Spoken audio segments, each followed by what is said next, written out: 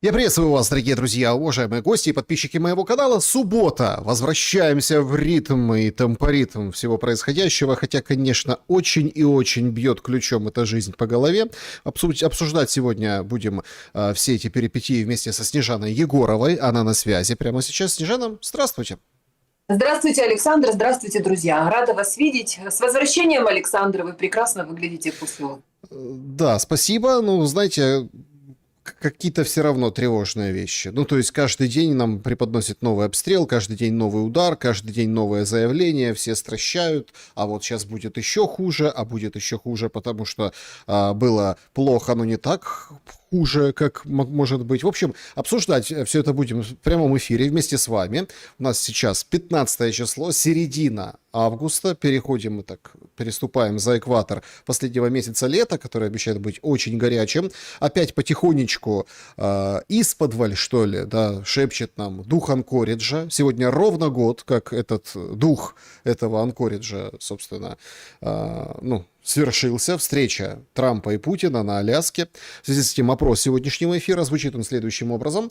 Сегодня Анкориджу год, из-за кого в большей степени вот эти договоренности провалились.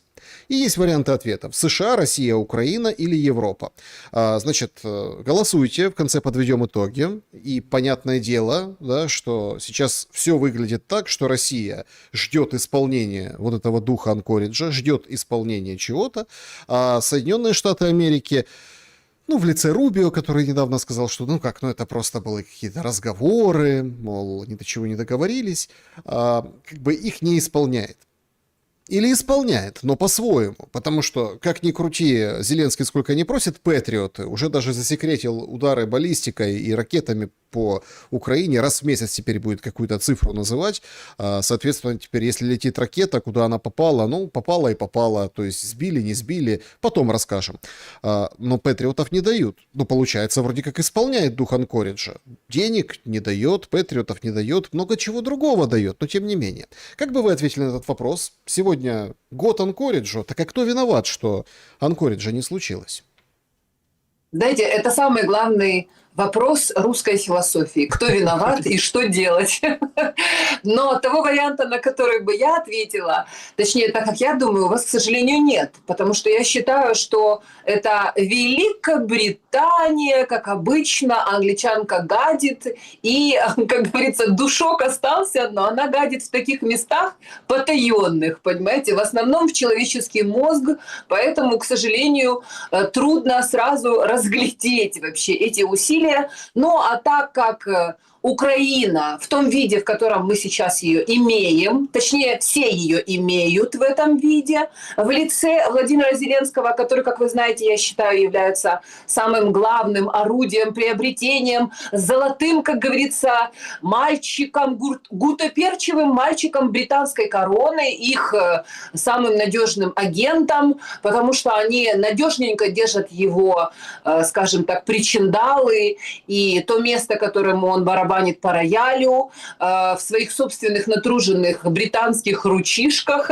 Поэтому, конечно, получается, что как бы Украина, но как бы, если вот быть совсем откровенными, то к Украине Владимир Зеленский не имеет никакого отношения, кроме того, что он поработил, узурпировал, захватил власть, информационное пространство Украины и, по сути, использует Украину, весь украинский народ, вольно или невольно, сошедших с ума или оставшихся при памяти, используют в собственных интересах. Потому что по поводу духа Анкориджа, вы понимаете, тут даже очень трудно рассуждать, потому что все, что мы слышали на протяжении этого года, это какие-то досужие домыслы разных спикеров. Они сами рассказывают, как они понимают, что такое дух Анкориджа. Потому что никто нам не сказал, что это был за документ, что в этом документе было прописано, о чем, собственно, они договаривались.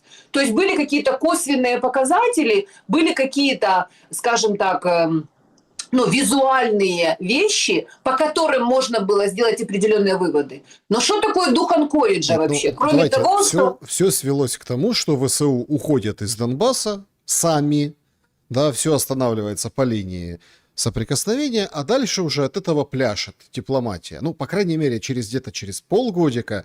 Вот примерно так это все вырисовалось, на что Зеленский сказал: нет, что это мы должны куда-то уходить. Помните еще вот эти злополучные истории? Я тогда прям обижался таки-то в глубине души, как уроженец Донбасса, о том, что они подконтрольную Украине оставшуюся часть Донбасса сделают Доннилендом, флаг там GPT-чат какой-то нарисовал, какой-то гимн написали, и вот сейчас Дональд придет, и там свободная экономическая зона. Помните же, как носились с этой зоной свободной экономической? А сейчас, получается, прилеты, причем тяжелейшие, Славянск, Краматорск, бомбежки, под Дружковкой уже российские войска. Ну и, собственно, мы видим, как ситуация как раз-таки на Донбассе обостряется. Но это было где-то прописано? Был какой-то документ, где эти положения были зафиксированы и подписаны? Вот то, что, например, мы слышим от Сергея Лаврова, это какие-то разговоры про слово «пацана». Да. Какое слово «пацана», какого пацана и кто вообще на самом деле пацаны. То есть, если, например, были какие-то договоренности непосредственно между Владимиром Путиным как президентом Российской Федерации и Дональдом Трампом как президентом Соединенных Штатов Америки, или это были какие-то разговоры Владимира Путина, просто пацана, и Дональда Трампа, который тоже, он по большому счету такой пацан, что мало не покажется. То, что он творит, например, или творил на протяжении своей последней каденции в Венесуэле, в Ормузском проливе, то, что он говорит сегодня, встав с одной ноги, что-то одно, завтра встав с другой ноги, что-то другое, а все его подпевалы, Рубио, Джей Ди Венс и прочие, ушедшие в мир иной Линдси Грэмы, они вообще ведут какую-то свою совершенно игру. То есть о чем вообще был этот дух Анкориджа, по большому счету мы не знаем. Давайте зафиксируем этот факт. То есть это все догадки, которые по большому счету, ну как бы не были каким-то образом зафиксированы, а в конечном итоге он выветрился, и теперь уже какие-то взаимные претензии, значит, у русских и американских, потому что Рубио откровенно говорит: мы на стороне Украины, мы воюющая сторона. Мы не можем быть третейскими судьями. Мы воюем с вами, ребята, воюем с вами, поймите это. И мы в этой войне использовали все средства, они хороши. Мы всегда так пользуемся с, скажем так, аборигенами. Если они нам верят, если они берут наши бусы, мы им их даем для того, чтобы вооружить свое ЧВК и, в принципе, предоставить им возможность более удобную переговорную позицию занять. Это у них так называется. А на самом деле просто получаем передышку для того, чтобы вооружить, скажем так, армию, которая воюет от нашего имени с вами, и продолжить эскалацию конфликта. Подождите, а чем позиция сейчас неудобная, переговорная? У кого? У Украины? У украинской стороны. Украинской, ну так берем в совокупности, да, Украина плюс партнеры, закавычим. Еще раз, это ведь принципиально важный момент. Одесса отрезана логистически, удары тяжелейшие. Даже если условно завтра взять и все прекратить и открыть судоходство, там принимать суда уже, не знаю, там в 2 раза сложнее, даже то ли в 3, потому что там некуда складировать. В общем, люди, которые понимают немножко, что такое порт и с чем его едят, они четко видят, да, что произошло. Элеваторы, зерно, складские помещения, там наливные бочки, куда растительное масло, куда слева. Короче, то есть все видят, что это проблема. Если завтра полностью Россия скажет: все, хорошо, договорились, морское перемирие, то там с гулькин нос останется от экспорта. Плюс заправки, склады больших компаний, эпицентры, которые магазины, склады. Сейчас там пустые полки, но вчера все успокаивали всех. Говорят: нет дефицита продуктов. Это просто с логистикой проблема. Не можем довести, но они есть. Продукты есть. Это, знаете, как вот это вот голодному ходить рассказывать: а ты представь, что ты ешь халву, и тебе сладко стало во рту. А он голодный, но и начинает это представлять, слушать, но насыщение это не приходит. И все четко видят, что идет ситуация в очень и очень крутое пике с вот этими обстрелами и экономически, и социально, и инфраструктурно. И, казалось бы, какой еще переговорной позиции вам не хватает? Нужно садиться за стол переговоров и любыми путями, хоть тот же Лавров и говорил о том, что даже когда начнутся переговоры, ну такие плюс-минус нормальные, да, имеется в виду, не тот Стамбул, который тоже был год назад закончился, то стрелять не перестанем. А надо любыми способами говорить, что перестанем. Нет, давайте Коновальца привезем, перезахороним, понимаете? А нет, давайте там еще что-то вычудим эдакое. То есть мы сталкиваемся с тем, что абсолютно не ясна. Вот все говорят, Зеленскому нужна война, Зеленский там еще что-то, Украина, партнеры. Так, а вот эта переговорная позиция Украины какая? Так при чем здесь переговорная позиция Украины, если Украину никто не берет в расчет? То есть вообще Украину как такового, український народ, націоналістів україномовних, які люблять Мельника, Коновальця, і які слухають, значить, цього вусатого Корчинського, євреїв, які з Корчинським, значить, побили, як то кажуть, руки пожали і сказали, що тут нема нацистів. Или тех, которые еще сидят под лавкой вообще и пытаются, как говорится, жить нормальной жизнью в этом дурдоме. Тут не имеет вообще никакого значения мнение Украины и украинцев.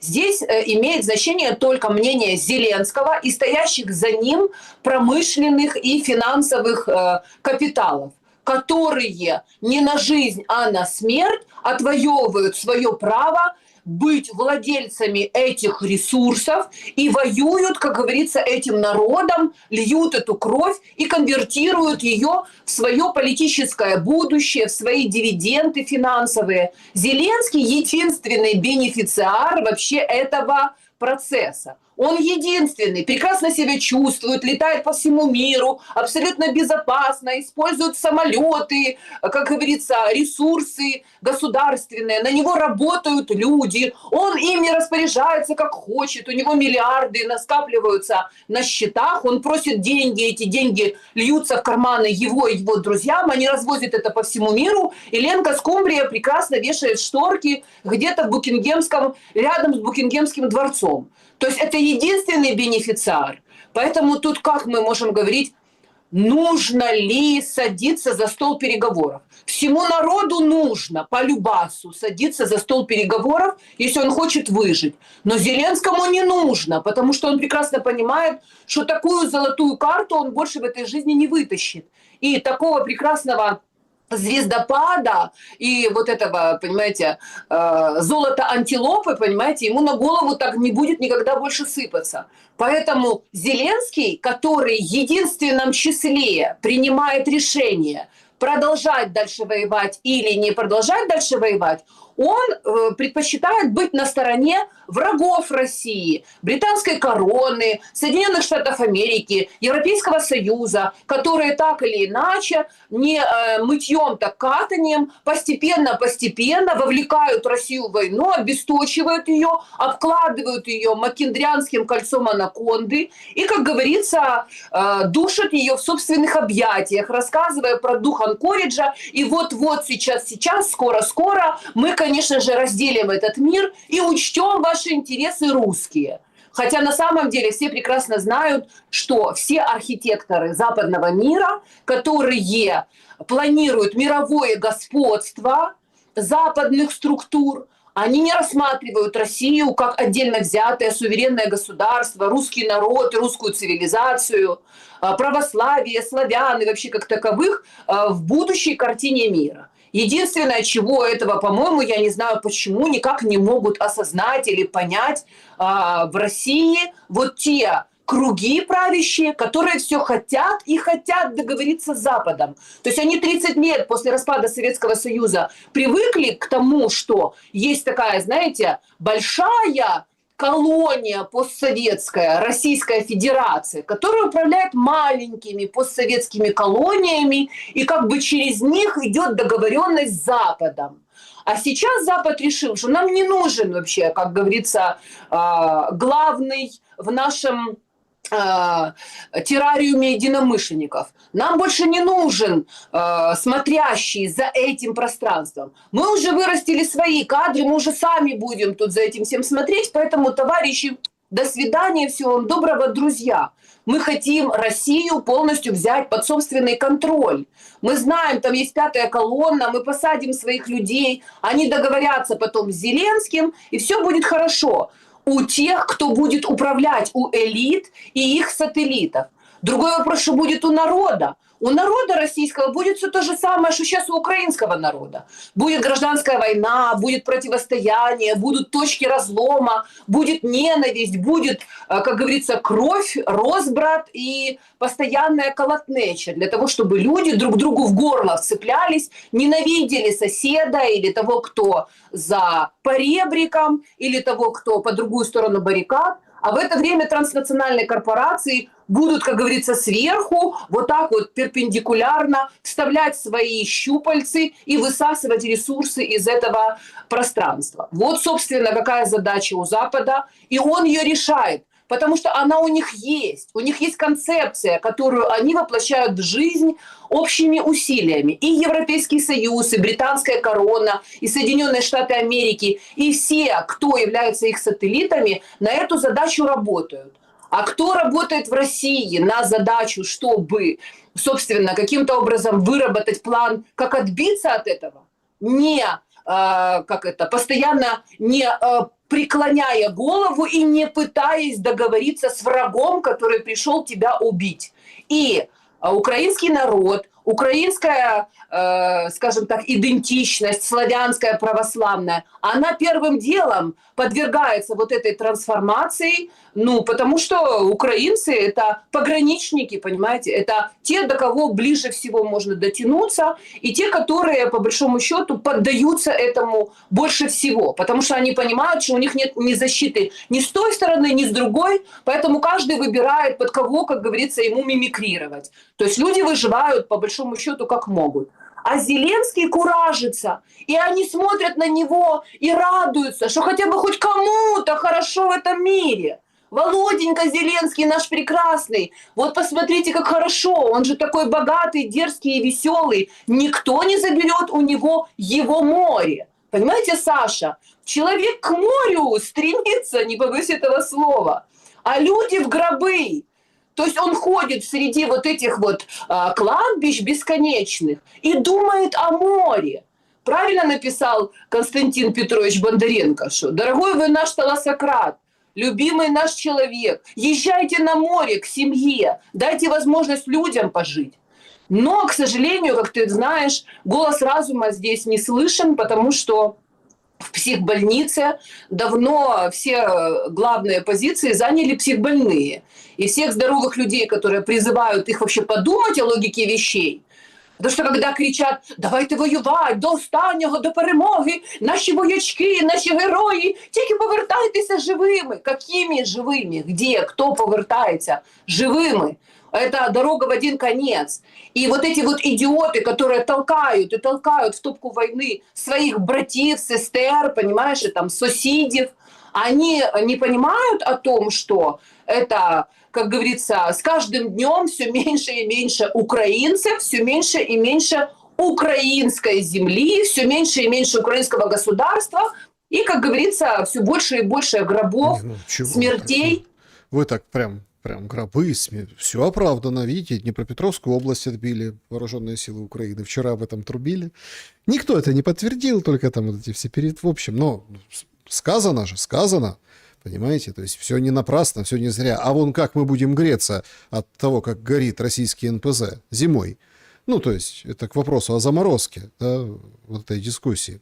Тут интересен другой нюанс. Вот вы так про Европу. Прости, Саша, секундочку. А вот Днепропетровскую область, как так ее так интересно отбили? Случайно не заплатили товарищи евреи из вот этой вот розы, как она там, чайная роза, эмблема печали? Не заплатили ли они случайно за то, чтобы потихоньку вывели российские войска своих представителей для того, чтобы там было тихо и спокойно? Ведь мы же неоднократно слышали, что есть определенные зоны, в которые никогда ничего не прилетает, Потому что есть определенные уважаемые люди, которые договорились, чтобы на их территории не проходили боевые действия. Не, ну То есть вообще... это не подходит, это такая версия, я ее буду отметать и сразу, лично я, может, зрители поддержат, то есть, потому что, простите, уже люди там Павлоград смотрят, а это Покровск, да, второй. То есть там идут серьезные бои, и вот это вот единственное такое контрнаступление, которое объявлено Зеленским, причем завершение контрнаступать, это впервые такое. Я вот на неделе, я прям немножко поразился. Он объявил, что все, цели достигнуты, контрнаступление прошло. И потом уже пошли вот эти все сообщения, дипстейт и всякие там остальные, что чего-то отбили, какие-то населенные пункты. Правда, там другие пишут военные, что это элементарные флаговтыки и перекрашивание серой зоны. Ну, что россияне могут красить серую зону на своих картах в свой цвет, что украинцы. Просто вот такая задача. Вопрос тут возникает в другом. Почему такая задача? Я хотел вот с вами обсудить отношения с Европой. Это ведь феноменально, Снежан, это феноменально. Сегодня чудо над Вислой. Ну, сегодня, день такой. В Польше празднуют. Парад проводят, ну это же прям нечто, да, вот едет Навроцкий, машет, там бомбу какую-то привезли, самый большой, кстати, парад привезли многие участники с разных стран на этом параде. Я всегда очень боюсь этих парадов, потому что, помните, на День независимости, это, по-моему, ну какой, второй год, или второй, да, когда второй день независимости при президенте Зеленском после 19 года. Помните, там было очень классное шоу такое, там девочка бежала, обнимала там военного, и тогда все так умилились, постановка. И там были войска НАТО, принимали тогда участие. И вроде как программа, все так красиво, все мощно, но что-то закралось внутри, что ой, ой, не к добру это, когда вот эти все, скажем так, судна воздушные разного типа, да, как бы полувертолеты, полусамолеты кружили тогда над столицей. Я еще помню, выходил с балкона, смотрел на них, там они как бы готовились облетать это все. Это, конечно, как бы ёкало тогда, но не у всех, все радовались. Вот сейчас у Польши самый большой парад. Украинцев сказали, нам не надо, пускай к Макрону едут, там маршируют на взятие Бастилии. Туск делает заявление о том, что у нас, простите, армия там самая мощная, самая хорошая в Европе. Тяжелая дорога, плохие параллели. И как бы Украину здесь отбрили поляки в этом отношении. Я так понимаю, следующая ставка будет делаться на поляков. А что украинцам? А украинцам кости Коновальца привезли. Это тоже необыкновенное. Как? Сьогоднішній день це велике свято. Вот, сегодняшний день большой праздник. Это Белецкий, белый вождь говорит, понимаете? Вот он стоит, факелы, все, возле греко-католического храма, вот они, несут, смотрите. Ми боремося. Це для того, щоб не підвести ті покоління, які були перед нами, і не підвести ті покоління, які будуть після нас. То есть он не хочет подвести эти поколения, говорит он у праха этого Коновальца, выкопанного из Роттердама. То есть, понимаете, это какая-то вот абсолютная какофония звуков, издаваемых, причем вот со стороны, казалось бы, соседа Польши, Европы, когда там сообщают, что теперь и женщинам нужно показывать резерв плюс, если ты решила стать сейчас, например, в Бельгии на учет на помощь вот эту защиту, да, все теперь, а как у тебя с украинской армией беженец? Так я вот только что Тису переплыл, ой, нет, не можем тебе ничего помочь. С одной стороны вот так, с другой стороны украинцам дали Коновальца, а поляков накачивают оружием. Так, а тут какая логика? Но я же вам давно говорила, что поляков рано или поздно вовлекут в эту кровавую бойню. И не зря поляки там в Жешуве, как говорится, придерживают определенные боеприпасы, понимая прекрасно, что на следующем этапе они тоже вступят в боевые действия. А Украина, как обычно, будет полем боя. Просто если сейчас это был фронтир, который выдвинули русские в сторону Донецка там, и Луганска, а дальше эта зона начала расширяться, то, как говорится, дальше больше. То есть со стороны Польши тоже будет скажем так, какой-то свой фронтир. Зеленский же для этого работает, его же для этого наняли.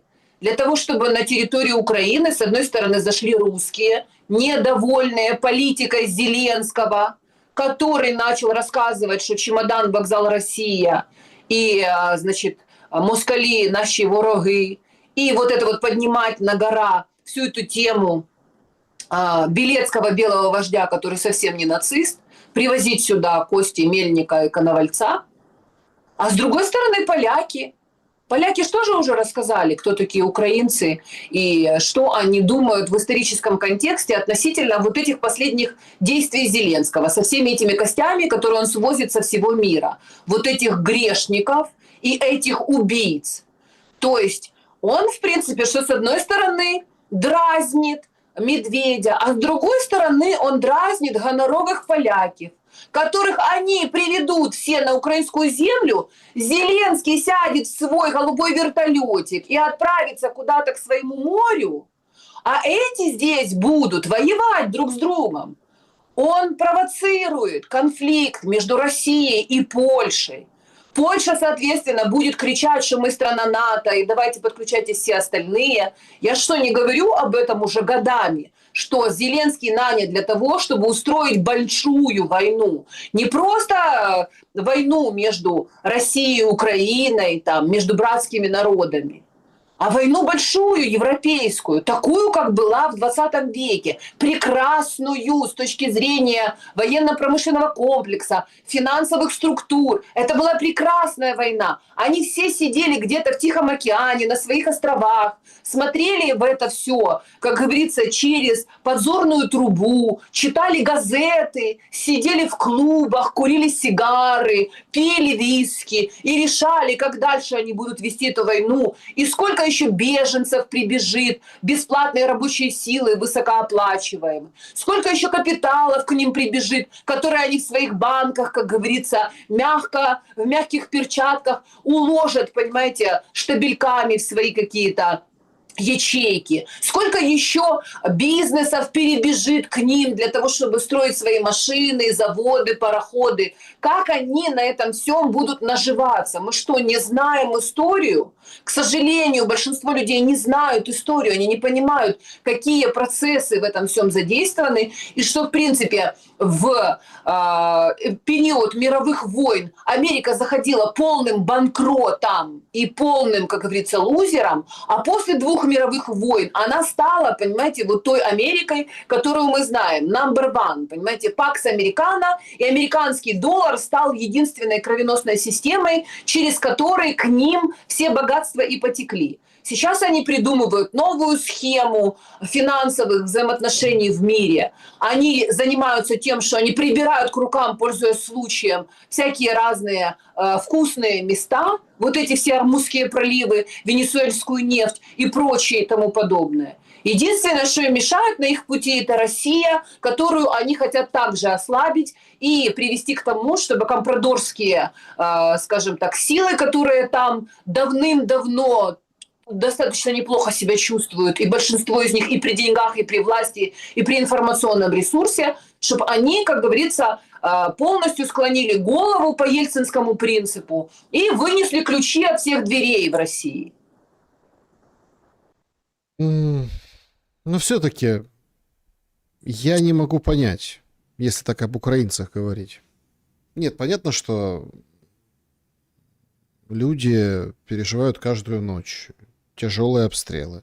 Ну вот, например, там киевляне, Днепр, Харьков, не будем там кого-то выделять. Каждый день, да, есть вероятность того, что прилетит туда, не туда, ФАП, КАП, там ракета какая, дрон, беды наделает.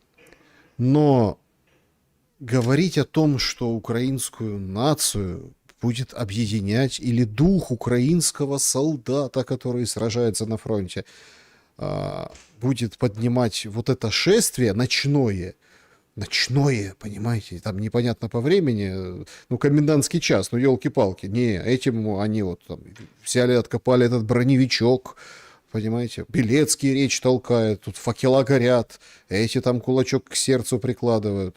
И вот это вот эта вот картинка, да? То есть мы с вами помним, как обсуждали еще в довоенное, до Большой войны, вот этой времена, когда 1 января все нормальные люди, ну, грубо говоря, с похмелья, да, все нормальные люди празднуют Новый год, едят мандарины, ходят в гости друг к другу, смотрят какие-то новогодние фильмы по кинотеатру, как-то вот проводят время, «Иронию судьбы» в 100-й раз пересматривают, еще там что-то. Детей на утренник ведут. Да, нет, там утренники, ну да, на праздник, на елку какую-то, да, там городскую или в каком-то населенном пункте. А эти с факелами день рождения Бандеры празднуют. Так что, после Коновальца сразу Бандера? Ну, естественно, даже не сомневайтесь в этом, Саша. Это вообще план, который воплощается в жизнь медленно, но уверенно. Начиная с Ющенко так. Ющенко так. В тот момент, когда к нему в постель прыгнула Катеринка Ющенко, яка є нащадком отих самих поліцаїв, які з Канадійщини і Вашингтонщини приїхали знов-таки свою батьківщину, Україну, піднімати на рога, понимаете? На вила подниматы для того, чтобы опять ее бросить, как говорится, на москаляку, понимаете, на геляку. То есть с тех пор вот это все идет и не останавливается. А людей украинских свели с ума зеленые телешмарафоны, все эти заявления Зеленского, все эти его шуточки, прибауточки и обстрелы в том числе. Потому что люди, они даже не могут логически понять. То есть если ты кричишь, что будем воевать до останнього, то ты должен быть готовым, что ты и есть тот останній. Когда они говорят, а що ми маємо зупинитися, коли стільки крові пролито, скільки горя принесли вони нам. Так не зупиняйтеся. Не надо зупиняться.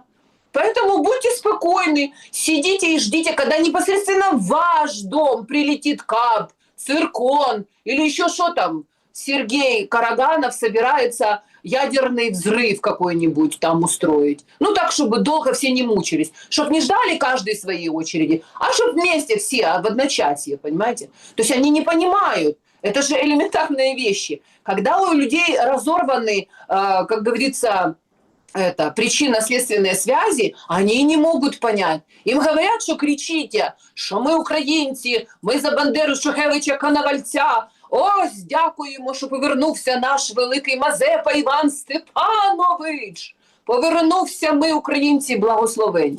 Так ждите кабы, ждите вообще новые обстрелы. Дальше голод по плану. Вы же знаете, Саша, вы же видите, это же очевидно абсолютно, что вот эти вот обстрелы по складам, по портам, и вот эти все разговоры, которые уже потихонечку начинают пробиваться, типа из серии «Ой, такой был хорошенький урожай, а вывести-то его некак, некому, некуда, все же сгниет. Ой, пропали продукты и дрова, ой, нету складов, ой, ничего нету, электричества нету, населена роботами, а завтра 20-градусный мороз, все схлопывается, складов нет, продуктов нет, полки пустые, и голод». І далі говорять, це все москалі прокляті, вони оце все побомбили, і тому ми тепер голодаємо. Дивіться, діти пухнуть з голоду, старі люди помирають від того, що світла в них і тепла нема. Ну а то, что это все они сами собственными руками наделали, то, что вот эти крики, факелы, все эти призывы Кости Коновальца, разоренное как бы гнездо православия, это все они не считают, вообще не понимают, что это все предпосылки к тому, чтобы русская армия шла, чтобы они считали, что здесь бесы одержимые, что здесь нету ни одного нормального человека, который может сесть за стол переговоров, договориться, кто заботится о том, чтобы этот народ остался живым. Зеленскому это не нужно. Интересная история. То есть переговорной позиции нет, получается. Ну, нет. Потому что там, как переговорная позиция, давайте останавливаться там, где мы есть, и стоять. А потом же, помните, когда вот только начались вот эти победоносные мидл-страйки, еще при Федоровом, выходят и говорят, да нет, что нам не нравится эта позиция, мы, конечно, уже что-то недовольны, мы хотим границы 91 года. То есть нет переговорной позиции сейчас у украинской стороны, и говорить, получается, не с кем. Ну вот так вот, если прикинуть, не с кем. Тут вот министр иностранных дел, МИД украинский, возмущается, говорит, а что ж такое, слушайте, негодяи какие россияне. Там с как бы исконной территории России, чтобы заехать в ЛДНР, в Крым, там фактически, ну как, граница. Ну давайте так, не граница, там штампы не ставят в паспорте, но досмотры, то есть проверяют, тут как бы граница, да, там рамки, все там просвечивают багаж и так далее. И это было там с 2014 года еще. И это предложили убрать. Ну вот это, ну а чего, сколько можно уже. Ну, сейчас это мотивируется тем, что там зона боевых действий, все-таки прифронтовые, поэтому досмотры, проверки и так далее. Но вот четко на границе. А сейчас вот это все убираем со стороны Воронежской области, там, Ростовской области, Крыма, да, вот на вот этот Запорожскую область. То есть убираем. И тут МИД, представляете, вышел, и давай возмущаться, кричать на весь мир. Ничего себе, вы что? Как убираем? Это наши территории, наши земли. То есть нет переговорной позиции, говорить не о чем. А вот эти люди, которых вы... Ну вот их становится все больше. И вот тут очень интересная дилемма. Люди, которые так или иначе, ну вот прорываются. Я тут на неделе пошутил у себя в телеграм-канале, когда вот это все обсуждали в начале недели Полякову с ее интервью. Говорю, о, Рамина берет интервью у Снежаны Егоровой. Потому что точно тут концлагерь, вот это вот все люди как мыши, их там загоняют. Один в один. Но это было в начале недели. К концу недели появляется вот эта девочка Кузнецова, ну, девушка, женщина, актриса кино, сериалов. В кухне она снималась, работала в России, а сейчас, в общем, поддержала борьбу Украины, перешла на украинский язык и, собственно, снимается в украинских сериалах. Ну, такая светленькая, может, помните все. Так она Я говорит, знакома с Катей Кузнецовой. да, Катя Кузнецова. Так ее, говорит, друга, говорит, знакомого хлопнули. ТЦКшники. Сказали, сам в эпилептическом припадке ударился головой об землю и все, и умер. Ну, забрали в ТЦК на ВЛК и умер. Все. То есть нет его. Начинают хоронить, там что-то готовить тело к похоронам, а весь в гематомах, и лицо синее, и, в общем, ну, эпилепсия, что поделаешь. И вот, то есть, вначале Полякова, сейчас вот это Кузнецова, понимаете? Причем, что к Поляковой, что к Кузнецовой, там же можно по-разному относиться за их какие-то позиции, да? Но, тем не менее, люди говорят, давайте поддерживать. Вот вы поддерживаете, как бы, несмотря ни на что, сегодня людей, которые, ну, выходят и выступают открыто, публично, люди с аудиторией, которые чего-то говорят против этого дела. Или тоже какая-то игра, и уличаете их в какой-то лжи. Ну, смотрите, в данном случае я сейчас скажу о двух вот этих женщинах, о которых вы сказали, потому что и с одной, и с другой я хорошо знакома, и могу сказать, что Олю Полякову я всегда любила. Она талантливая артистка. Она, в принципе, достаточно эмоциональная, но для артиста это нормально. То есть если у человека нет эмоций, он не может работать на сцене, он не может брать на себя такое колоссальное количество внимания, но она невероятная трудяга такая, то есть она пашет. Это, если всем кажется, что это просто такое веселое занятие, там концерт, например, отстоять, отпеть на каблуках, оттанцевать, то люди просто не понимают, насколько это сложная, непростая работа. Плюс у Оли, в принципе, у нее такой бэкграунд человека, у которого легкий характер, то есть она легко с людьми сходится, она, в принципе, старается коммуницировать со всеми, быть в хороших отношениях, что тоже является частью нашей профессиональной деятельности, потому что мы, как артисты, шли, в данном случае я сейчас уже о себе не говорю так, потому что у меня нету этой деятельности, но мы шли к разным людям, к разным слоям населения, то есть там, где нас любили, где нас ждали, куда нас приглашали, где нам платили гонорары за то, чтобы мы приносили людям радость. Поэтому Оля Полякова, она, безусловно, поняла, когда вот все эти события начали разворачиваться, и во многом наблюдая за моей, скажем так, судьбой, как меня предали остракизму, забрасывали камнями, лишили работы, наложили на меня санкции, ограбили меня и моих детей и грязью забросали мою репутацию, я думаю, что она не хотела оказаться на моем месте ни при каких обстоятельствах.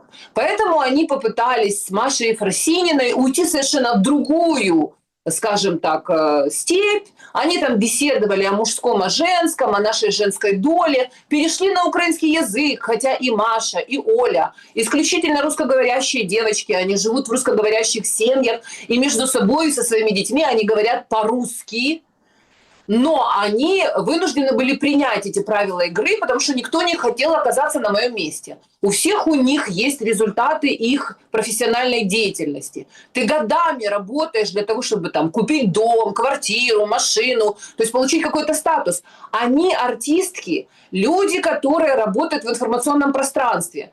То есть это не олигархи, это не те люди, которые заводы себе присваивали, прикарманивали, понимаешь? Не те люди, которые там грабили, выбрасывали десятки тысяч людей с заводских, например, там каких-то коллективов, лишая их завтрашнего дня, а потом заводы эти распиливали и по карманам себе раскладывали. Поэтому, по большому счету, к ним не было никаких претензий. Но Оля поняла, рано или поздно, что если ты не интересуешься политикой, политика все равно интересуется тобой. И даже если ты начала говорить на украинском языке, и даже если ты, типа, підтримуєш Володимира Олександровича Зеленского, по крайней мере тем, что ты его не критикуешь, все равно ты участвуешь в его проектах 95-го квартала, все равно ты хочешь как бы ездить в Европу и какие-то концерты давать, хоть и переезжая границу в Польше, тебя, как говорится, начинают как крысу, пардон, мышу, понимаете, выворачивать наизнанку. Я видела эти ее апарты, когда она говорила, что это оскорбительно, почему к нам, к украинцам, вот так вот относятся. Естественно, она все это прочувствовала на собственной шкуре. И понятное дело, что в разговоре с Раминой, который она проводила, находясь в Британии, то есть это уже признак того, что Оля Полякова поняла, что на Украине все. Концерты закончились. Никто никого не хочет слушать. Никто не думает ни о каких концертах. Никому не нужны шлепки, радость и навіть украинские песни. Потому что люди выживают. Они уже не думают о том, чтобы взять $10 или $20, пойти на концерт Оли Поляковой, повеселиться, как это было когда-то. Поэтому она хочет начать какую-то новую карьеру там в Британии. Типа, раз мы британская колония, значит, нужно подтягиваться туда ближе к центру, как говорится, нашего...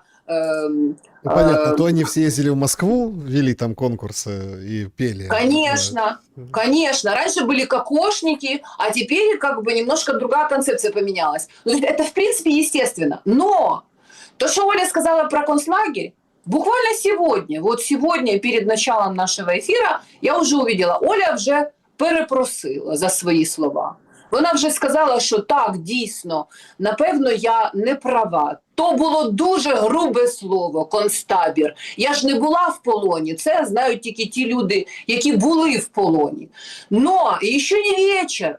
Еще Оля не була в полоні, але може ще там побывать. Потому что если будет продолжаться вот эта политика Зеленского, которую он ведет, то в принципе там никто не сохранится. Ни Оля, ни ее семья, ни классный Вадик, понимаете, ни Катя Кузнецова. У Кати другая история. Катя была звездой в России. Она всегда тоже туда стремилась, она туда поехала, снималась, зарабатывала гонорары. Но вся семья ее осталась в Киеве. Поэтому, когда начались вот эти события, конечно, человек выбирает в первую очередь родных людей, семью. То же самое сделала Света Лобода, потому что мама ее живет в Киеве. Поэтому обвинять, например, Катю или Свету, или ту же Олю, что они выбирают своих близких людей и выбирают свою жизнь, и они понимают, что у них есть какой-то талант, который они в любом случае могут где-то реализовать, и по большому счету они не хотят участвовать в политических дебатах. Нет, буду с вами спорить. Потому что вы сами себя опровергаете. свой же как бы посыл о том, что если ты не занимаешься политикой, политики занимаются тобой. Нет, Саша, я себя не опровергаю, Опровергаете, потому что, нет, смотрите, смотрите, потому я что, договорю, потому почему. что на вас наложены санкции с семьей, проблемы с семьей. Да, но это был мой выбор, Саша. Нет, Подожди, подождите. секундочку, смотри. Нет, потому что хватают, бьют ногами и забирают из семьи, да, то есть получается, их не надо вот судить, они вот такие, да, это же вот они, там платили же деньги, к разным людям ходили, это ничего, это не оправдывает ничего. Они молчали, пока не коснулось их. Это по поводу Кати Кузнецовой. И она выжимала все, что могла, тыкалась-мыкалась, ей везде ставили. И вот эти же активисты припудренные говорили, да ты ж в России на Муз-ТВ вела. И тут, извините, говорит, я у Лаймы была, там же хорошие русские. Да, то есть, тут, извините, Потап и Настя честнее, когда смеются, подшучивают, что вернемся в Украину, когда метро будет по 8. Они честнее, они поют по-русски, не выделаются, они все поняли за этот период и поняли, что надо как-то дальше жить. А эти пытались встроиться, но система вот эта их отшила, а теперь давайте их дружно жалеть, потому что они вспомнили про концлагерь, а потом еще и извинились, понимаете? Нет, Саша, я не предлагаю их жалеть, и я их не оправдываю. Я просто понимаю, я объясняю, что я понимаю их мотивы, почему они вот так вот действовали. Вы понимаете, я не хочу противоречить себе, тем более с учетом своего кейса, но я никому никогда не пожелаю пойти по моему пути.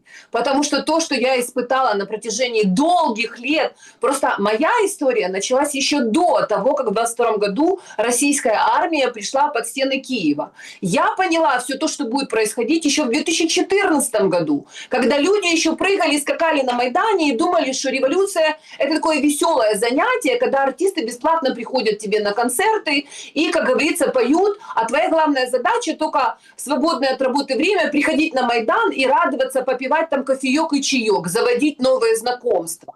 Понимаешь, Саша, я это все поняла раньше, поэтому я никогда никого не призывала из моих коллег, я их не обвиняла в том, что они выбирают вот тот, скажем так, лагерь, а не этот, потому что я понимала, что рано или поздно им придется сделать вот этот вот выбор в одну или в другую сторону.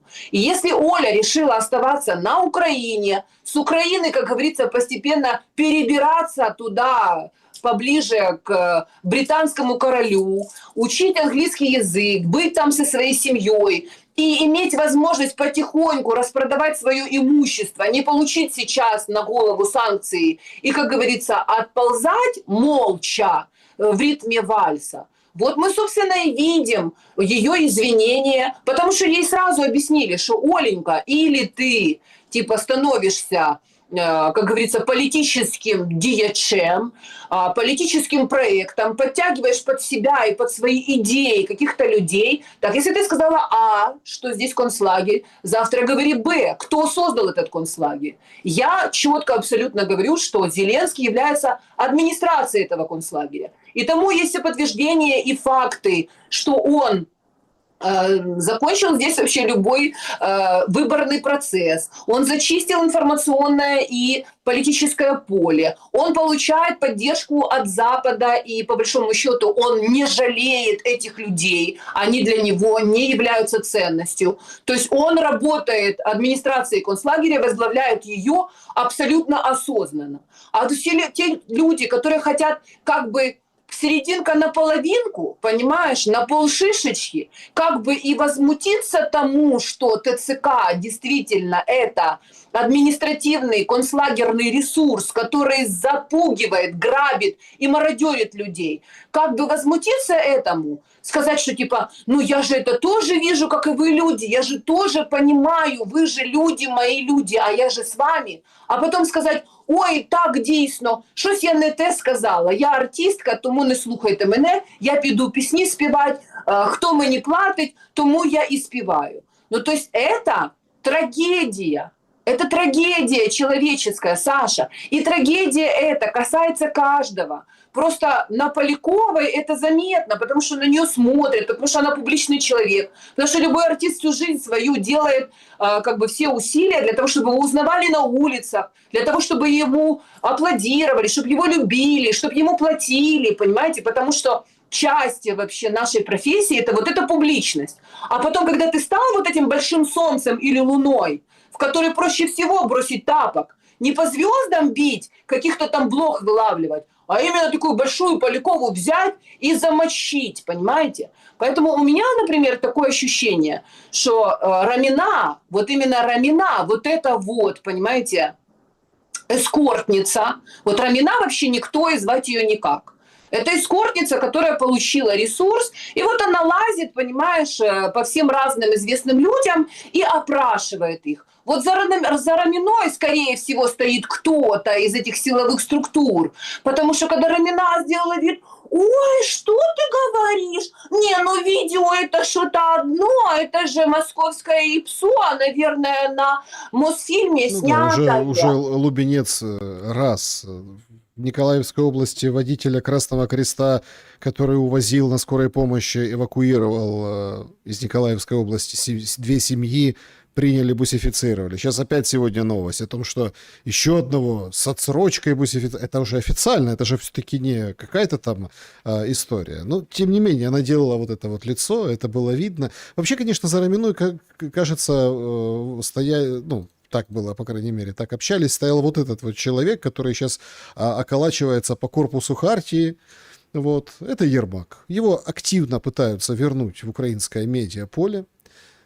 Вот он там привели, так сказать, в этот в расположение Хартии. Смотрите, он там с военными что-то трет, и к Сырскому якобы ездил. Но многие обратили внимание, что что-то изменилось у него тоже. Кроме фенечек появилась новая татуировка. Там же Вероника Фэншуй ему помогает. И вот теперь у него, видите, что-то какие-то 2 иероглифа, что-то про силу, что-то про, вот это вот китайское, модное на левой руке. Вообще, конечно... Понимаешь, Саша, они из нацистов, в которых они игрались, они превращаются в матерых нацистов. То есть они приняли свои преступления, которые они совершили. Вот эти убийства людей, уничтожение страны, разрыв вообще культурного кода. Вот это преступление, которое они совершают не только по отношению к украинскому народу, но и ко всем близлежащим, потому что это раковая опухоль, которая задевает и распространяется на других. Потому что неокрепшие умом люди, которые смотрят за этой ситуацией, а за ней невозможно не смотреть, куда ты ни оглянись, это, как знаешь, виртуальная эхокомната. Везде где-то будут отголоски того, что происходит на Украине, и так или иначе средства массовой информации это распространяет во все мозги. У неокрепших умов начинаются идеи типа из серии: «О, так если украинцы так могут, посмотри на Зеленского, так и мы так будем». То есть это же рассчитано в процессе и во времени для того, чтобы показать вот этот вот пример, как не надо слушать вот этих русских, никакие они там не страшные, эти времена миновали, они становятся на колени, дух Анкориджа вынюхивают у нас из-под хвоста, а нужно на них наезжать. Нужно, давайте азербайджанцы, давайте армяне, давайте грузины, давайте кто там, казахи, узбеки, давайте все соберемся, навалимся на них и все-таки повалим их и забьем их ногами. Разве не это задача, которую выполняет Зеленский? Разве не поэтому ему вот эту хуцпу дают возможность реализовывать и демонстрировать в мире? И из него такого героя великого строят и рассказывают, что вот-вот, скоро-скоро Украина переможе. Почему украинцы уверены в том, что они переможут? Потому что везде, во всех средствах массовой информации, из которых они лакают эту информацию, там сказано, что мы победим по любасу. А то, что говорят русские, не слушайте, потому что это их пропаганда, и они говорят это от слабости собственной. Вот и все, украинцы живут. Это на самом деле это психическая эпидемия. Это психическая ментальная эпидемия. Потому что человеку попадает в голову, понимаешь, вот этот вот элемент раковой опухоли, и он начинает разрастаться, полностью поглощая его мозг. А вот такие проститутки, как Рамина, они вот таких людей, как Оля Полякова, которая пыталась остаться, ну скажем так, нейтральной в этой ситуації. Ось я вже українську вам вивчила, і співаю українською, і тільки з тими хорошими русскими, які Україну підтримують, гроші збираю, купляю вам там якісь машини, врятую вас, люди. Нет, ты не можешь остаться на этой стороне. Потому что если Ермак стоит за Раминой, он ее туда и посылает к Поляковой. Для того, чтобы ее спровоцировать. И вот это сделать лицо, типа, ой ли Оля. Понятно, все ясно. Значить, ти не за ТЦК, не за наших воячків. Концтабір ти не бачила? То ми тобі зараз покажемо той концтабір. Оце ті наші в полоні, які були у тих москалів проклятих. То ти, виходить, ця кокошниця, що не бачили той кокошник, так він там є. Ти не видел, какую вообще открыли адскую воронку, чтобы на нее вывалить все это дерьмо. И это все те люди, которые стоят под рукой Ермака. Это все его блогеры, все эти Стерненко убийцы. Саша, понимаешь, вот это можно долго как бы развивать эту тему и говорить, откуда ноги у этого всего растут. Но когда духовным лидером нации Сергей Стерненко, убийца, который рассказывает Поляковой, которая никого не убила, никого. Это Да, веселая... она может быть взбалмошной, может быть дурой, может Да материться. она не дура, Оля Нет, очень умная она девушка, может талантливая и быть, прекрасная. она может быть какой угодно в своем образе, имеется в виду, ну, в своем как бы подаче, в своем амплуа, но она не убивала никого, это правда, да. А она, мало того, она не убивала, она спасала души людей, она их веселила, радовала. С ее песнями рождались, женились и разводились люди. Она родила 2 прекрасных дочерей, вырастила их. У нее прекрасный Вадик, который как бы ее любит, обожает. Это его любимое дитя, понимаешь, которому он все позволяет. Понимаешь, тут я даже... Ну, как бы я не хочу вот говорить не про Лободу, не про Полякову, не про Катю Кузнецову, потому что это люди, которых я любила, которых я вот как там ведущая, я имела возможность, скажем так, проложить путь артисту так, чтобы он шел под бурные продолжительные аплодисменты, а могла сделать так, чтобы он шел под стук собственных копыт. Вот это вот те артисты, которых я любила, потому что они действительно много сил потратили для того, чтобы стать теми, кто они есть. Они реальные звезды, они реальные артисты, их любит сцена, они пахали, и вот зритель их любит не просто так, потому что они у кого-то сосали. А Рамина – это сосущая эскортница. И она сейчас просто пришла и Полякову подставила. И теперь Полякову будут, понимаешь, на всех, как говорится, поворотах костить, а Рамина будет получать свои дивиденды. Вот я бы хотела, чтобы артисты, которые еще остались на Украине, которые еще не сориентировались, Молчали вообще. Вообще заткнулись, да.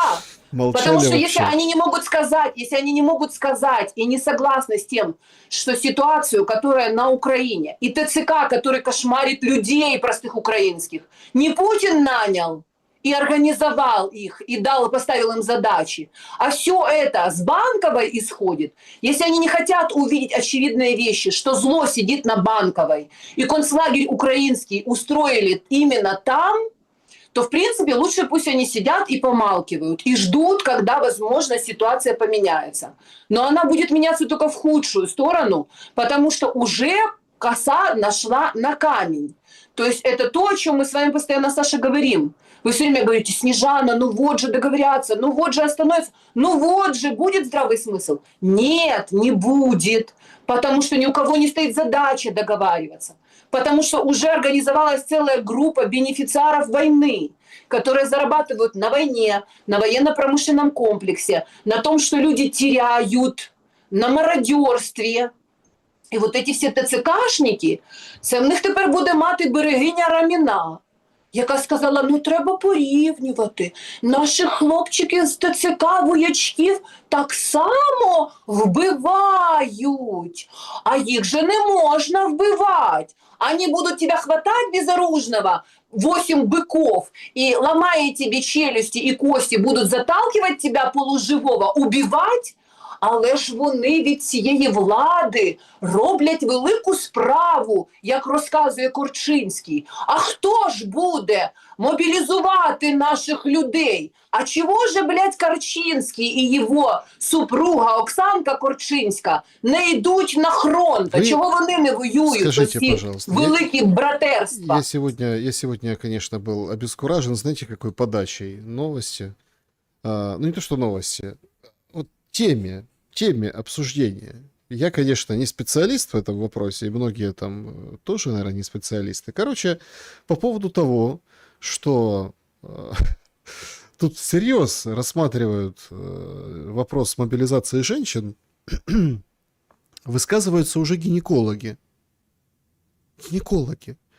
Значит, Андрей Мартич есть такой, он известен, ну, как это, в узких кругах врачей. В гинекологических, вагинальных кругах? Врачей. Он украинский акушер, да, врач. Значит, и он комментирует, говорит, что опыт таких женщин нельзя переносить на всех женщин, все женское население. Там же друзья Федорова говорят, если ты не студентка или у тебя нет детей, иди в армию, чего-то. Значит, при массовой мобилизации разного возраста попадут женщины, уровня подготовки, состояния здоровья. Одинаковые физические нормативы создают для мужчин и женщин разную нагрузку. Значит, рюкзак весом 25 килограмм и массой 90 килограмм человека, там, процент тела высчитывает.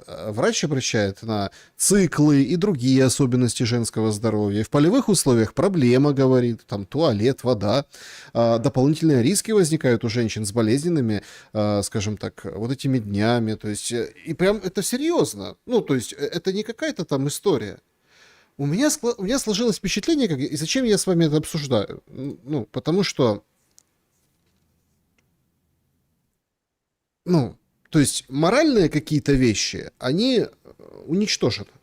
Ну, имеется в виду, там, образы, там, или как, архетипы, там, ну, такие, там, мужчина-защитник, женщина. У нас нет, у нас, говорят, наша амазонка, бейцитя, вот это все, понимаете? То есть уже все, уже в мозгах нет никаких. Уже включается вам врач, гинеколог. Уже он вам рассказывает, ребята, женщина не создана для войны не потому, что есть такие какие-то, вы же все ломаете все эти стереотипы. Он говорит, потому что это, ну, не получается. Это женщина не для войны. Я вам говорю, как человек всю жизнь на этом кресле проработавший. Я эксперт в этом. Уже он говорит, понимаете? А эти хоть бы хны петиции пишут, и не заткнешь же никого. Говорят, что нет, у нас там эмансипация, мы вот такие же, как все, защищаем страну. И эта волна сейчас уже гонится. Вот как... меня вообще, если честно, не покидает ощущение, что совсем стоит Ермак. Стоит. Нет, не только Ермак. Ермак и Зеленский. Подождите, Саша.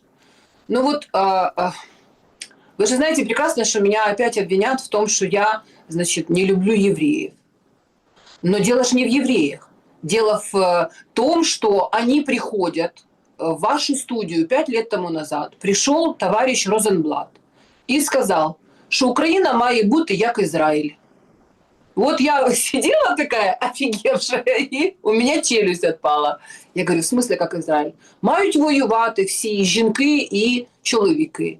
То есть, вот в Израиле воюют женщины. Ну, в смысле как? Они идут в армию.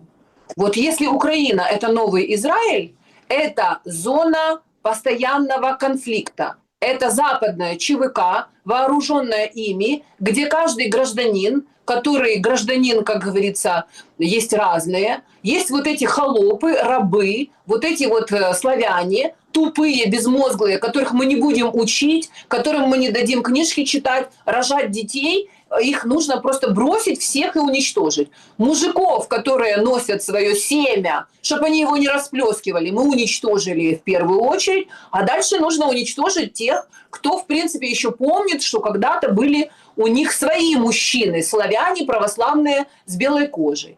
Поэтому они отправят девочек и женщин. То есть, и когда кто-то скажет, что типа подождите, секундочку, почему должны пойти женщины, если вот есть сколько там, 60 тысяч ТЦК и внутренних войск так называемых, так пусть они пойдут, вот эти быки, которые в ТЦК работают. Все скажут, ви що? Наших воячків, вони повинні жити. Саша, я что, этого не знаю?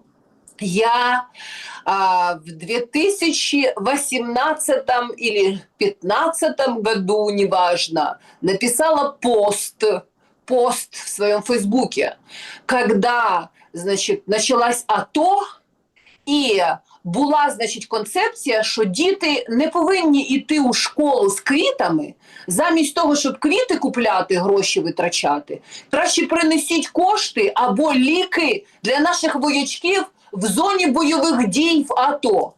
И я написала, вы что, ребята, охренели? Я хочу, чтобы мой ребенок шел в школу, учиться, любил своего учителя, нес ему цветы, а не лики, вообще и думал про войну и про зону боевых дій в АТО. Ты не представляешь, что это было? Меня за это годами скуют и уничтожают, разрывают на части, потому что я против войны, я против того, чтобы в этом участвовали женщины, дети, мужчины, чтобы еврей Зеленский управлял украинским народом, уничтожал гнездо православия и бросал всех до последнего украинцев в топку этой войны.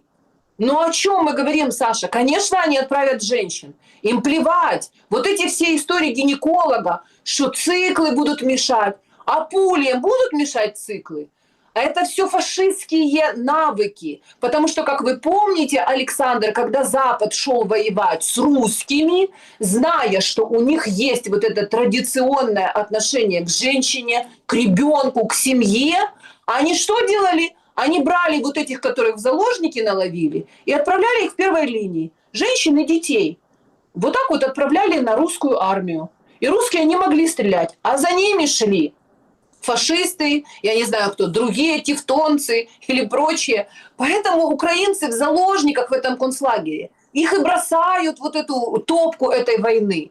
А что они могут сделать? У них с одной стороны Банковая, Зеленский, Ермак и Миндичи, которые их грабят и подталкивают их в войну. А с другой стороны русские, которые идут, потому что им говорят, что вот здесь нацисты. А между этим всем, вот эти все, Полякова, Кузнецова, Светка Лобода, все остальные Потапы, Насти и прочие, нормальные люди, которые бы просто занимались своей профессией, жили, никому ничего плохого они не делали, никого они не убивали, к войне не призывали. Призывали к войне конченая Янина Соколова, тварь и убийца Стерненко, Корчинский, который вот эти все нацистские бригады строит, Тягнебоки и прочие, и Яценюки, вот они призывали к войне. И Порошенко, и Зеленский, и Ермак, которые на этом зарабатывают миллионы. А людям что с этим всем делать? Но они постоянно бросают какую-нибудь кость. Вот теперь Полякова кость. До этого там Егорову они, как говорится, мыли кости, разрывали на части, проклинали, кричали: убейте ее, застрелите, детей отберите, щоб вона цих москалів не плодила. Нехай вони будуть українчики, паспорта в неї заберіть. Еще таких будет миллион, но это все отвлекающие маневры от того, что на самом деле они делают. А они это делают регулярно и на постоянной основе. Нет, ну самое это интересное, что ваш-то бывший супруг, с которым у вас там искры были в разводе, смылся, сказал: ой, я боюсь. И написал книжку «Ухилянт», этот Антин Мухарский. Хотя, видите, вроде что же вроде заряженный, пропаганда, все дела, вот это, национализм. Ну, то есть и националисты, они разные бывают, понимаете? Да какие националисты? Они на этом зарабатывают. Он просто тупо хотел заработать бабло и хайпиться на моем как говорится, имени на моей голове, на костях нашей семьи, на наших собственных детях. Вот это и цена вот этого патриотизма, понимаете? Потому что ты бросаешь чужих детей в топку войны. Ты их закликаешь: ходімо, хлопці, на баррикады. А потом, когда приходят беркуты на Майдан, эта тварь прибегает и прячется под предлогом того: ой, сердце заболело. А потом я смотрю, думаю, блядь, а там, оказывается, был штурм. Так их просто предупреждали. И они все оттуда слиняли, все те, кто закликает. И я ему тогда говорила: не бери грех на душу, Антон, ты зовешь чужих детей в топку войны, им руки, ноги поотрывают, кровь будет течь вообще реками, а это потом на наших детях скажется. Не смей этого делать. Или ты больше не имеешь отношения ни к моим детям, ни к их мозгам, ни к моей постели, ни к моей семье, ни к моему вообще кругу общения. Но что было? Они прибігали і говорили: що, жіночка-україночка, вона має чоловіка слухати, а ця москалька, ось ця, значить, руська корова, ні, лошадь, лошака ця, українка ця, значить, Єгорова, та вона ж, типа, от така бешена лошадь, не хоче чоловіка слухати. Треба, щоб в чоловічка була хороша дружинка, яка слухає його і підтримує його в тому, що він других детей зовет на баррикады.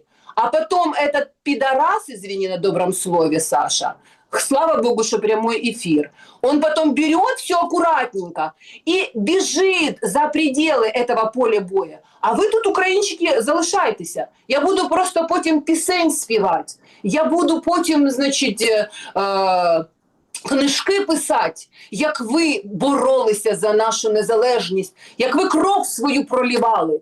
Я доживу до 100 лет, понимаете, где-нибудь на Канадійщині, Вашингтонщині. І дочекаюся, може, ще будуть хороші часи, коли ще якісь дурні наростуть, і потім їх можна буде кинути в топку цієї війни. Саша, таких я знаю как облупленных. Это просто, сука, твари конченые, которые уничтожают чужих детей, потому что это эгоистичные сволочи, которые не несут ответственности ни за свои поступки, ни за свои дела, у которых нет вообще ничего святого ни в сердце, ни в душе, и которые ради денег мать родную продадут, мать своих детей продадут, и своих собственных детей продадут. И Зеленский, и Ермак, и все те, кто за ними стоят, это именно такие твари. И вот эти все Стефанишина, великий посол Украины в Соединенных Штатах Америки, которая с Соединенных Штатов Америки прямо на скамью подсудимых. Вот эти все Миндичи и вот эти все дружканы Зеленского, которые все были под, скажем так, подозрением, все вышли и пошли свободно по жизни. То есть если украинскому народу нравится, просто, знаешь, доля українського жіноцтва страждать, доля українського народу вмирать. Если они как бы не понимают вообще, что с ними делают и кто это делает, ну в таком случае что можно сказать? Не, ну мне кажется, понимают, просто сделать-то ничего не могут. В этом же проблема, понимаете? Тут не то, что там все такие глупые, да. Дома на кухнях все очень и очень умные. То есть еще такие, дай бог каждому, такой смекалки. А представьте выжить в этом всем еще внутри. А она так подстроится еще так. Вот помните, смеялись там, вот советские люди, там 3 морали, то есть одна дома на кухне, другая где-нибудь там на партсобрании, третья о каком-нибудь там коллективе, да, вот это вот все на улице. Нет, в Украине сейчас как бы и того хлеще, понимаете, когда тебя могут застучать, потому что снимут на камеру, как ты, сотрудница в Киеве высшего учебного заведения, разговариваешь по телефону с кем-то по-русски. А ты ж в здании, ты ж по телефону по-русски с кем-то общаешься, скажешь, что мовный омбудсмен, штраф 8 тысяч, поднять еще хотят, наказать тебя. Шутя ты тут расселась, берешь своей рукой эту трубку и говоришь там чего-то по-русски. Поэтому мы, как бы, знаете, колесо истории проворачивается, да, проворачивается в другую сторону. Да, друзья, значит, пишите свои вопросы, пожалуйста, в чат трансляции, пишите свои вопросы в сообществе YouTube, подведем итоги опроса. Сегодня Анкоридж год. Из-за кого в большей мере эти договоренности провалились? Что считает аудитория? 5% Россия, 16% Украина, 26% Европа, ну 54% считают, что все-таки из-за Соединенных Штатов этот провал. Давайте просто так. Провал духа, который даже духом не дотянул до годовщины Анкориджа. Ну, я думаю, что Соединенные Штаты считают это своей победой тактической. То есть, что они умудрились пустить пыль в глаза.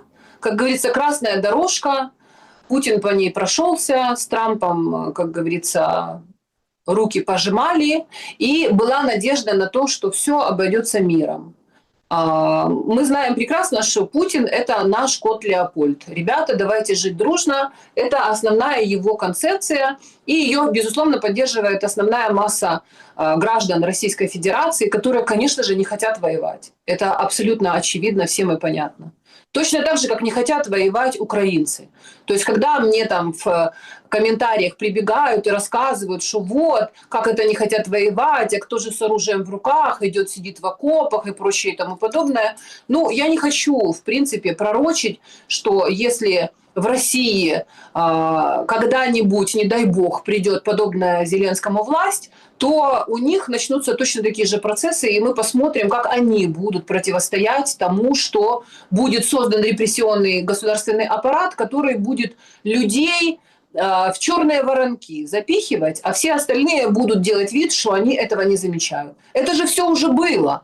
Поэтому все те, кто кричит, что украинцы, ой, вы такие жалкие, вы такие, значит, не такие, рассякие, и вообще, типа, туда вам и дорога, пусть лучше вот сидят и молчат. Потому что пусть каждый поставит себя на место тех людей, которых вот так вот с двух сторон взяли, как говорится, в оборот. И подумают, а они какую позицию займут при этом, при всем. Мы прекрасно помним, когда была объявлена мобилизация, как вообще Верхний Ларс, как говорится, превратился в дорогу жизни. И по сей день, я вот недавно видела видео, проезжали, значит, и вот эти все остовы машины всяких разных, которые в Верхнем Ларсе, люди просто доезжали туда, бросали, да, и они там так и стоят вдоль дороги, значит, как напоминание о том, какой патриотизм мощнейший продемонстрировало молодое поколение России, пытаясь сбежать, когда они думали, что будут закрыты все границы и все выходы, и они решили сделать это просто заранее. Сейчас вот это просто такие остовы автомобилей, там уже кто-то их поразбирал, колеса поснимали, короче говоря, тоже люди нашли этому всему применение. Поэтому, к сожалению, мы все в одной лодке в данном случае. И украинцев это просто первых коснулось, первых. И, ну, я не знаю, что еще можно говорить, потому что со всех сторон всегда она меня летит. Украинцы считают, что я, типа, путинская подстилка. Как только я начинаю говорить, что Зеленский под гарантиями безопасности Кремля, и что пока он будет сидеть в этом кресле, ничего не изменится в лучшую сторону, потому что он нанят вообще совершенно для других целей. Мне прилетает из России, и мне рассказывают, что Егорова переобулась, там, наверное, ее в Турции взяли за жопу британские спецслужбы, поэтому она, значит, там что-то не то говорит. Я просто говорю правду, как это выглядит со стороны и изнутри. Более того, человек, который это все на себе прочувствовал.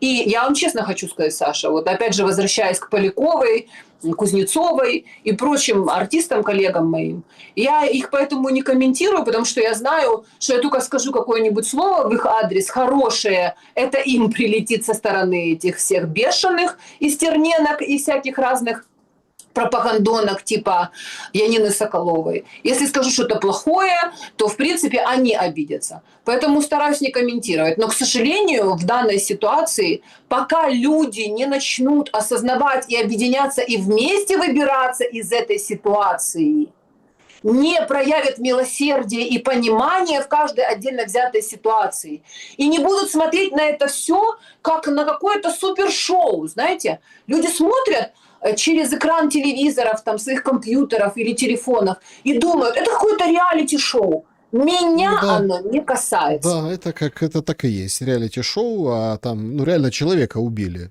Убили человека. ТЦК. Да, это оказался знакомой вот этой Кузнецовой. Она вышла и рассказала об этом.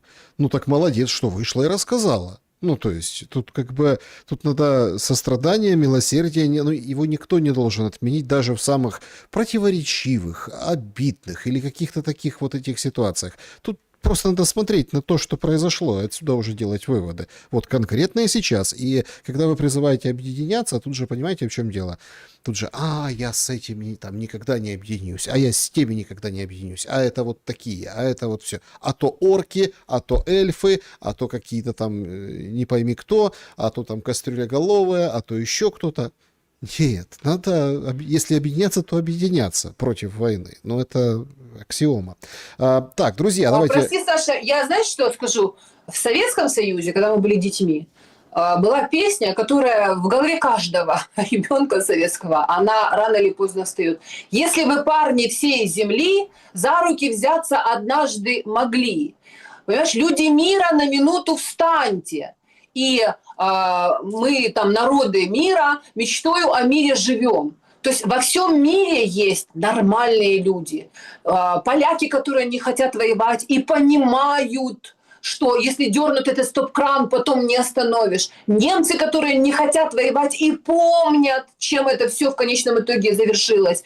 В Испании, в Греции, Швеции, в Соединенных Штатах Америки есть огромное количество людей, которые видят, что их страну во что превращают вообще. Тот же Такер Карлсон там, или какие-то opinion-лидеры, которые борются тоже за то, чтобы их страна не превращалась в источник мировых войн и не зарабатывала на чужом горе и беде и на мародерстве. То есть таких людей вполне достаточно.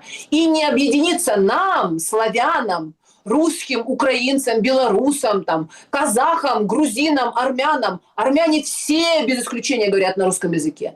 Ни один из них вот сейчас, который бы меня услышал, не сказал бы, что я не понимаю, о чем она говорит. Это просто дело не в языке, а в том, что есть люди, которые хотят жить и хотят, чтобы мир был, чтобы дети ходили под мирным небом, чтобы радость была, чтобы Полякова про шлепки пела, и люди танцевали, радовались вообще по разные стороны баррикад. А есть твари, такие как Стерненко, которые зарабатывают на войне, потому что они убийцы, потому что у него вот этот вот зашморк на шее, потому что он работает на тех, кто зарабатывает на войне.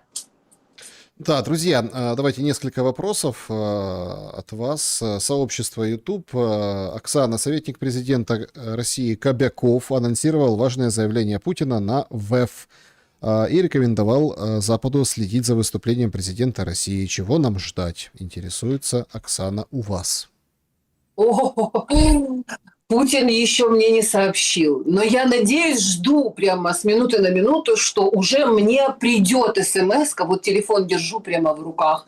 Как только он мне об этом скажет, я обязательно прокомментирую. Хотя мы с ним договорились, что сначала он говорит, а я комментирую. Значит, надо дождаться заявления и все. Просто Кобяков фигура такая, которая как бы подводит к тому, что СССР развалился. Ну, как бы юридически не развалился. Ну, то есть, там прям целая история по этому поводу. Оно, понятно, нет никаких последствий этому, да, потому что сколько лет уже прошло. Но все равно, как бы, материалы есть, так сказать, что в Беловежской пуще вот эта троица собралась незаконно. То есть, есть конституция, выход республик был незаконен. То есть, и там, ну, там и других, в общем, куча этих моментов.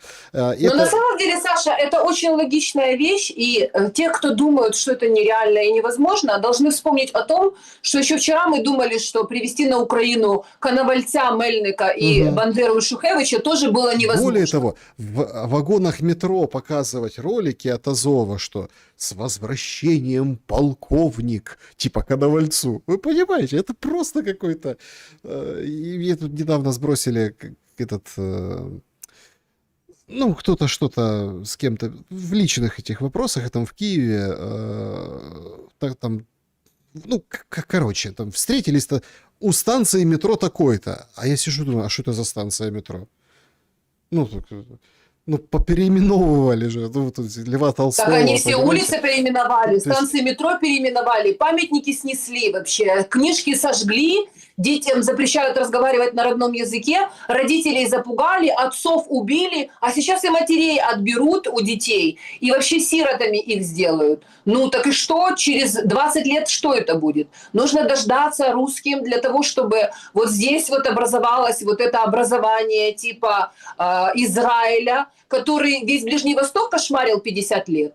Но в таком случае я не думаю, что хоть кого-то это может не коснуться в ближайшем обозримом будущем. Так, Петр задает вам вопрос. Много разговоров о том, что у Украины дефицит пополнения личного состава ВСУ. Однако, если смотреть на диспозицию, нельзя не признать, что Украина относительно успешно обороняет тысячекилометровую линию соприкосновения. Не будем же мы всерьез утверждать, что заход России в десяток деревень в месяц – это успешное наступление с ее стороны. А где здесь лукавство и кто, на ваш взгляд, лукавит? Россия не воюет. В этом вся беда. То есть, когда рассказывают, посмотрите, как 5 лет Украина обороняется, наши хлопчики, наши воячки, Россия просто не воюет.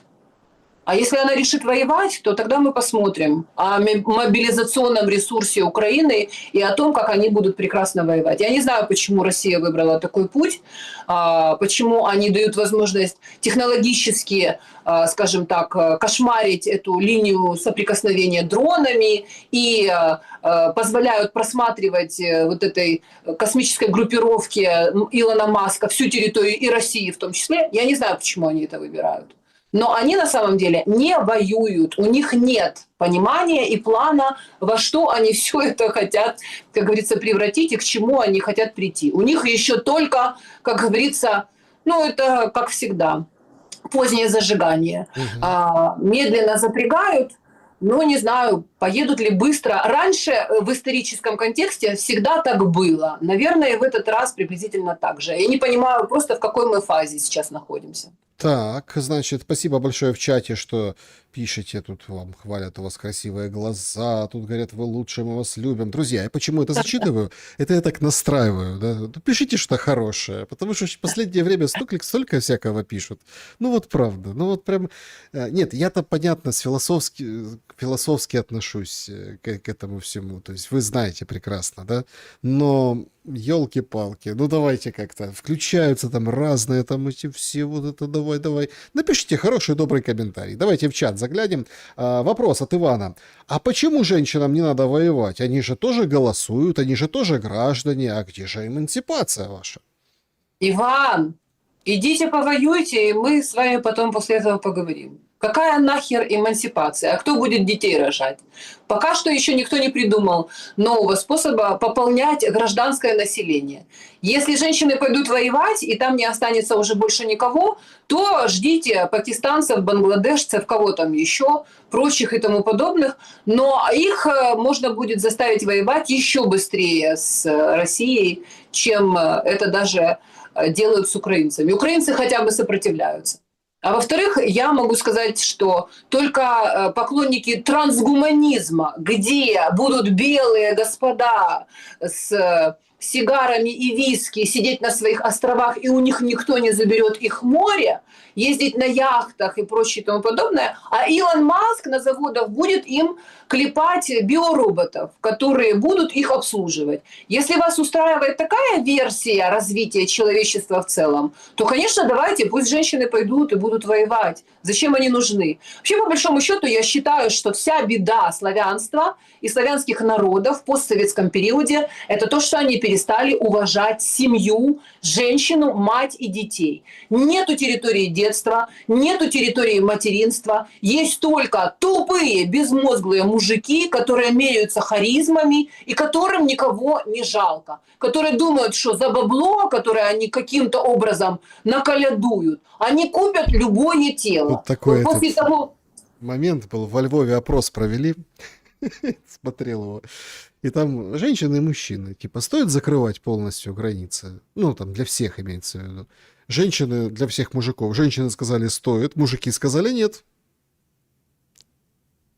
Ну, понимаешь, Саша, если уже совсем углубиться, вот если бы у нас были философские беседы, да, и если бы мы рассчитывали на то, что наша аудитория вся вот такая подготовленная, находится в контексте долгие годы, то по большому счету мы придем к тому, что в славянских народах произошел серьезный сбой генетический, когда вот эта эмансипация, что женщины у нас равны, и тоже на заводе, и в пароходе, и женщина с веслом, там, типа, и все мужские профессии женщинам, типа, подстать. Да и вообще у нас женщины сами могут растить, родить, понимаешь, мужа воспитать, сделать ему карьеру, короче, денег заработать, бизнес построить. Это ненормально. Вот это и приводит к тому, что мы видим. Потому что вот, например, там, где я сейчас живу, это мужская страна. Мужчины решают все вопросы. И я не знаю, у турков, у ислама, я не знаю, в каком бреду они должны, например, такую мысль выразить, что их женщины, матери их детей должны воевать. Это вообще, ну, типа из серии невозможного. Так, Снежане, вопрос. Капитуляция единственный способ спасти Украину как страну или нет? Вот такой вопрос. Чья капитуляция? Запад хочет капитуляции России. Определитесь. Я не слышала, чтобы россияне что-то делали или предполагали, что Украина должна капитулировать. Они, наоборот, пробрасывают это все и говорят, что ой, это где-то там внизу, нам не интересно, мы там, дух Анкориджа, мы про него сегодня и говорим. Мгм. То есть кто должен капитулировать? Ольга спрашивает, в продолжении дискуссии с Шевченко, зачем некоторые лидеры общественного мнения сеют идею отчуждаться русским и украинцам как чужим народам и как разным странам? Вы согласны? Я не согласна. Но эта беседа, которая вчера вышла там в сокращенном виде, сегодня на моем канале она выйдет в полной версии. Мы разговаривали с Максимом Шевченко. Я сама не понимаю, почему он принимает эту концепцию за основу. Видимо, он считает, либо в политических кругах российских такая концепция выдвигается и прорабатывается, что можно договориться с украинцами, если принять их разность. Что типа украинцы это не измененные, видоизмененные, трансформированные русские, мол, славяне, а это какой-то другой западный народ, который живет на других основаниях, и у них другие символы, идеи и задачи. Если, мол, типа это принять и не отвергать, то тогда можно вступить в диалог. Я считаю, что все гораздо сложнее, с одной стороны, а с другой стороны все гораздо проще. Мы действительно от единого корня народ, который живет на разных территориях, и, соответственно, исходя из этого, разные там, пути развития произошли. Но то, что сейчас используется больше принцип сатаны «разделяй и властвуй», а не «объединяй и здравствуй», это абсолютно очевидно. Ну, и тут каждый... Тут момент какой? Ну, опять, я не знаю. Я просто другую грань хочу подсветить этой мысли. Я с ней тоже я ее не придерживаюсь до конца, но я сейчас объясню. Это чисто механическая мысль. Механическая. Она работает и в обратном направлении. Типа, россияне, русские, да плюньте, отстаньте от этих украинцев. Да ну их нафиг, хай сидят там себе, живут и все. Давайте своим заниматься. Точно так же и украинцам. Да ну, москали, хай себе делают, что хотят. Давайте у нас тут порядок наведем. У нас. Это что, Путин у нас мобилизацию придумал, эти налоги, это все это. Путин? Конечно, Путин. Нет, подождите, давайте как бы разберемся. С культурой, с литературой, с героями, с телевидением, с театром, кино, музыкой. Давайте мы здесь будем, давайте не чтобы кто кого победит, а давайте здесь разберемся. И так вот все как бы друг о дружке. Почему механическая история? Может так проще закончить все? Вот возникает какой вопрос, понимаете? Я понимаю, что до конца не получится, я понимаю, что... Но может так проще закончить? Может, отсюда рождаются эти мысли? Саша, а куда деть, например, Корчинского, Стерненко и прочих тварей, которые сидят во власти и которые как раз на этой разнице и на разжигании того, что... Я ходила, вот я украинка, я не в кокошнике, не с Поляковой рядом, не отдельно от нее, не прыгала, не скакала в Москве, не пыталась делать там карьеру. Я не ездила туда для того, чтобы там, типа, зарабатывать деньги. Я всю свою сознательную жизнь прожила и проработала в Киеве. Говорила на украинском языке, рожала тут детей, своих граждан. И когда я, как общественный деятель, да, вынуждена была включиться в общественные процессы по защите прав женщин и детей в связи с моим бракоразводным процессом. И меня стали приглашать в качестве спикера там, на разнообразные шоу. И мне везде, куда я ни приду, я говорю, послушайте, у нас вот есть такие проблемы. Женщины, дети, незащищенные, там правовая база, там агрессия мужчин по отношению к собственным женам и детям, которые бросают их там на произвол судьбы, не оплачивают им алименты. Это же ненормально, люди, это уже как бы болезнь нашего общества. А мне говорят, а ось Путин в Москве. Я, Саша, честно тебе хочу сказать, я долго вообще не могла понять, о чем они со мной говорят. Я им говорила, подождите, давайте мы разберемся, что тут у нас происходит. При чем тут Путин? При чем тут в Москве? Не, Пусть смотрите, они там сами у себя разбираются. Как этого Коновальцева в Лавру там или на этот пантеон героев или вот эти там, ну давайте честно, ну как бы не Путин же принес. Ну, то Так есть, и все остальное. как и все остальное. То есть вот в чем как бы вопрос. Так вот, Саша, я в продолжении этого скажу, и в продолжении вот беседы с Максимом Шевченко в том числе. Мел судьбы, вот тот, который из «Ночного дозора», он лежит за спиной нашей. Потому что, к сожалению, как бы мы ни хотели сказать, что Россия – это отдельное государство, а Украина – это отдельное государство, есть огромный пласт нашей совместной культуры в Советском Союзе і після злуки цього Богдана Хмельницького и российского царя, вот эти вот 400 лет или сколько там, куда их девать? Куда их девать? Поэтому, к сожалению, раз мы уже вошли в это в пике, уже невозможно это просто так взять і сказати, та ладно, давайте як раніше, оце нормально собі жили, їздили туди-сюди, працювали, бізнес був, там дешевий газ і все таке інше. Все пришли, и это именно потому, что люди алчность свою и свой эгоизм ставили во главе угла. І розказували, що це ми тут такі круті, а ви там москалі прокляті. А они наоборот, а мы, значит, центр вселенной, мы вам тут даем нефть, газ, поэтому вы наши холопы. Вот это и пошло, вот это вот коса на камень. Поэтому пока мы тут сами не разберемся друг с другом, кто кому доктор, и кто какой народ, и кто кого отменял, и кто кого завоевывал, и кто кому был оккупант. Вообще-то на самом деле оккупанты не строят школы, больницы, университеты, инфраструктуру, заводы, пароходы. А вот кто был, например, тот же Кравчук и Кучма, которые Черноморское морское пароходство, не успел Советский Союз, как говорится, попрощаться и помахать нам платочком, распродали, распилили и по карманам разложили. Кто вообще были? Это что, Путин или москали? Кто вот эти вот 30 лет грабил украинский народ? И все то, что было в Украинской Советской Социалистической Республике, превратил в свои собственные экономические сдобутки. Откуда взялся олигарх Ахметов, олигарх Пинчук, олигарх Коломойський, олігархиня Юлія Володимирівна Тимошенко, яку привів свого часу Лазаренко. Кто вообще все эти люди были? Лазаренко, Тимошенко, Коломойский и прочие Ахметовы. Причем здесь вообще Путин и Москва? Но там же своя как бы история. Они там со своими разбираются. Там Чубайс, Гайдар вообще, как он называется этот,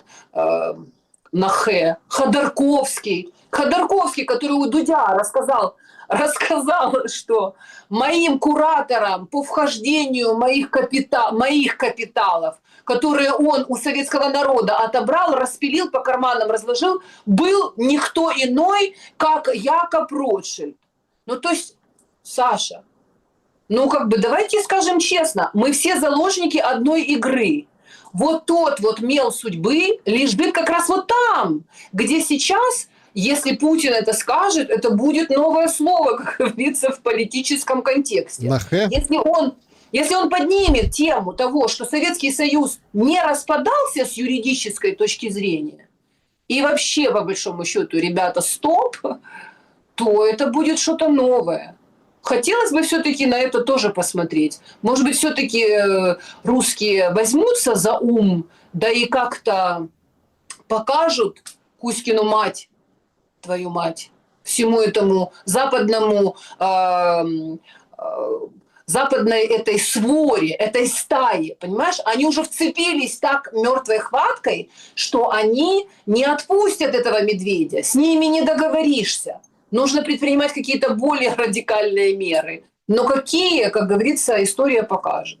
Снежана Егорова была моей собеседницей сегодня. В прямом эфире говорили. Спасибо за то, что в эту субботу уделили нам время. В дальнейшем будем встречаться по пятницам, как всегда. Снежана, спасибо за время и мысли. Спасибо, Саша, за то, что ты есть. Спасибо, друзья, за терпение и за поддержку. Всем тем, кто меня поддерживает. Ну, а всем тем, кто предпочитает бросаться своим собственным, как говорится, экскрементом. Удачи вам, попутного ветра, дорогие друзья. И всего самого доброго. Будьте... Добра и света. Да. Всем. Друзья, спасибо, что посмотрели. Поставьте лайк, не забудьте. И ждем ваших